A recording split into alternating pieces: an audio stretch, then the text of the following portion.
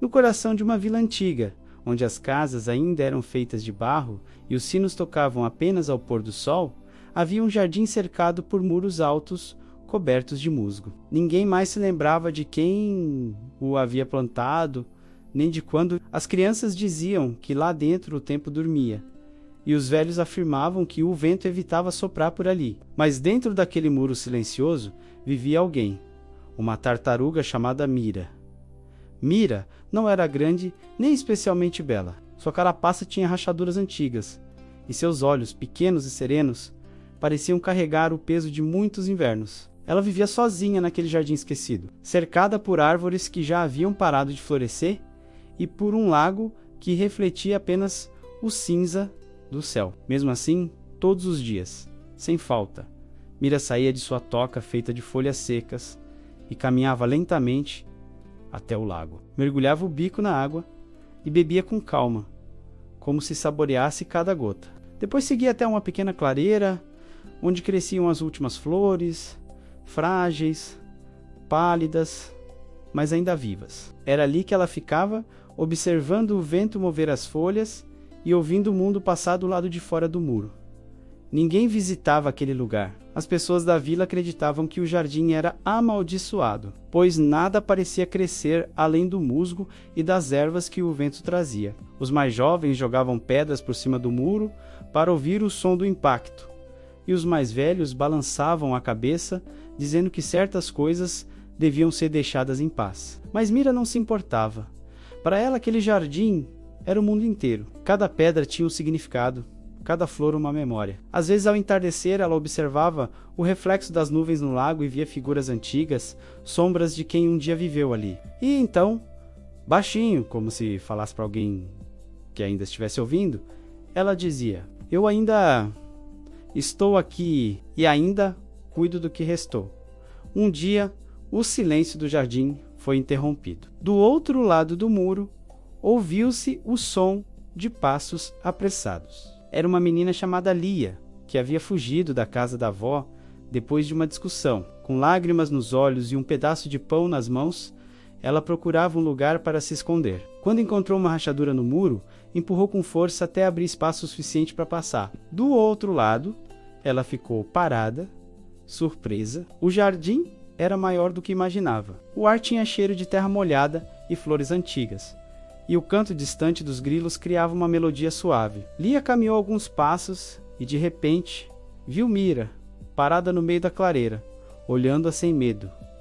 "Oi", disse a menina, ainda soluçando. "Você mora aqui sozinha?" A tartaruga piscou devagar e deu um pequeno passo para frente. Lia se abaixou, colocou o pão no chão e sorriu.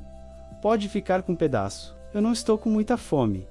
Mira aproximou-se, cheirou o pão e, depois de um tempo, deu uma pequena mordida. Lia riu. "Acho que somos duas sozinhas, hein?" A partir daquele dia, Lia começou a visitar o jardim todos os fins de tarde. Passava pelo buraco no muro, sentava-se perto do lago e conversava com Mira como se ela fosse uma velha amiga. Falava sobre a escola, sobre o medo de crescer, sobre a ausência dos pais, e Mira ouvia tudo em silêncio, com aquele olhar tranquilo que parecia entender mais do que qualquer pessoa. Com o passar dos dias, algo começou a mudar no jardim. Pequenas flores começaram a brotar nas margens do lago. As árvores ganharam folhas novas. Até o musgo, antes seco, agora brilhava com um verde vivo. Lia notou isso certa manhã e exclamou: "Você está vendo, Mira? Está tudo crescendo de novo." A tartaruga apenas continuou quieta, mas um brilho diferente apareceu em seus olhos. As notícias se espalharam pela vila. Alguém havia visto flores por cima do muro e contou aos outros. No início, ninguém acreditou, mas logo todos começaram a comentar. "O jardim está voltando à vida", diziam. "Talvez a maldição tenha acabado."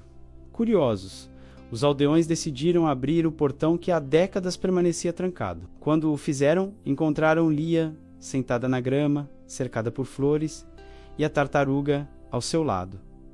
O lugar, antes sombrio, estava cheio de luz. Abelhas voavam de flor em flor, e o lago refletia céu azul. Um dos anciãos se aproximou e perguntou: "Menina, o que aconteceu aqui?" Lia: Pensou um pouco antes de responder. Acho que só conversamos, eu e ela. E ela te respondeu. Lia sorriu. De um jeito diferente, mas respondeu.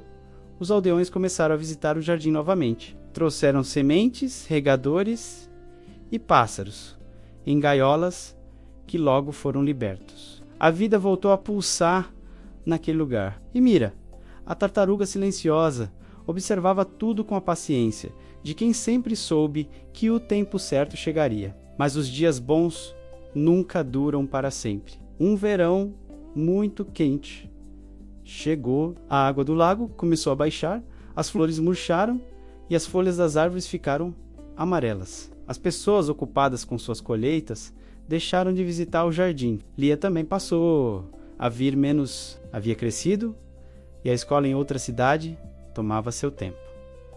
Mesmo assim, Mira continuou sua rotina. Caminhava até o lago, bebia um pouco de água, olhava o céu e esperava. Às vezes, ao entardecer, via a sombra da menina refletida na superfície da água, como se ela ainda estivesse ali. Então, um dia, uma seca terrível atingiu a vila, o lago secou completamente, o chão rachou e as flores morreram. O vento quente soprou por entre as árvores, levando as últimas folhas embora. Mira ficou no meio da clareira, olhando o vazio onde antes havia água.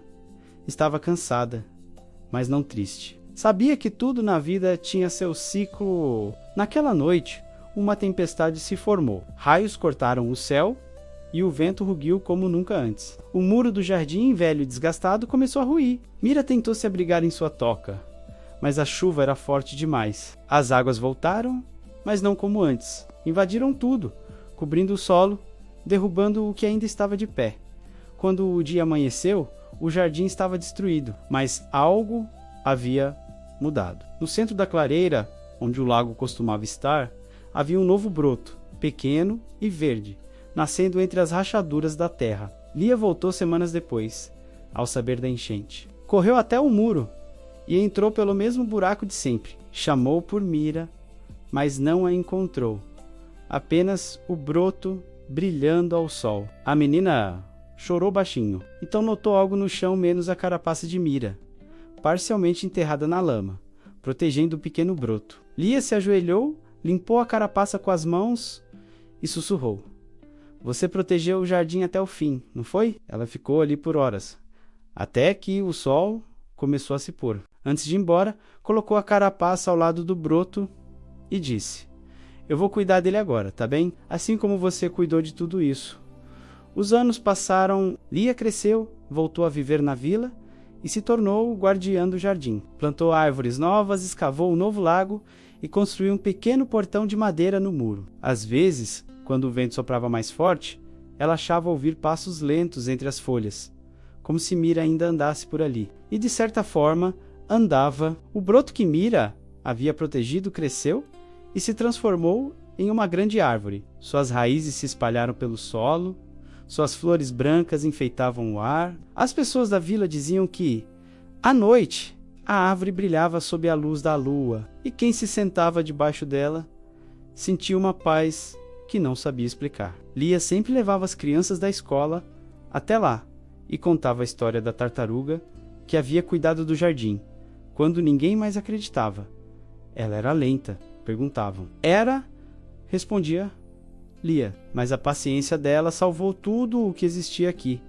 E quando alguém perguntava se a tartaruga voltaria um dia, Lia apenas sorria e dizia: talvez nunca tenha ido embora. Às vezes, o amor fica mesmo quando a presença parte.